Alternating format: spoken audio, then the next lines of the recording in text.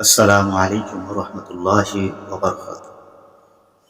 প্রিয় দিনী ইসলাম দরদি ভাই ও বোনেরা,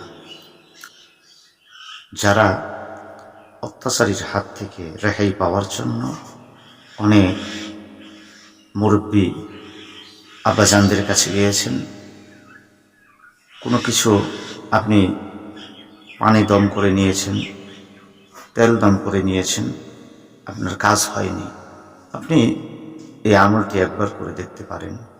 ছোট্ট একটি আমল, মঙ্গলবার অথবা শনিবার, এই দুইটা দিনের মধ্যে আপনাকে এই আমলটি করতে হবে। কোন সময় আমলটি করবেন?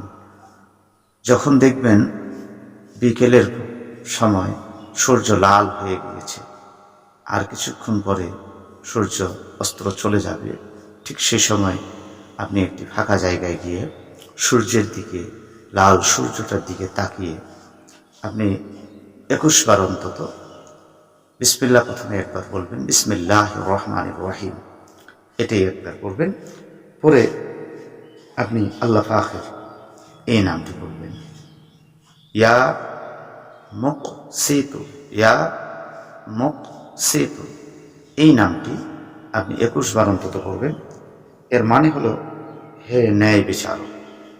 এই নামটি যখন আপনি করবেন, দেখবেন কিছুদিনের মধ্যেই সেই অত্যাচারী ব্যক্তি, যে আপনার সঙ্গে খুবই অত্যাচার করে, সে আপনার কাছে এসে নিজেই ক্ষমা চাইবে যে ভাই, আমি ভুল করেছি, তোমার ক্ষতি করার চেষ্টা করেছি। আমলটি করে দেখুন, আল্লাহ পাকের এই সুন্দর একটি গুণবাচক নাম, এটি আমল করলে আপনি অবশ্যই ফজিলত পাবেন। আল্লাহ পাক আমাদের বুঝার তৌফিক দান করুন। আমিন।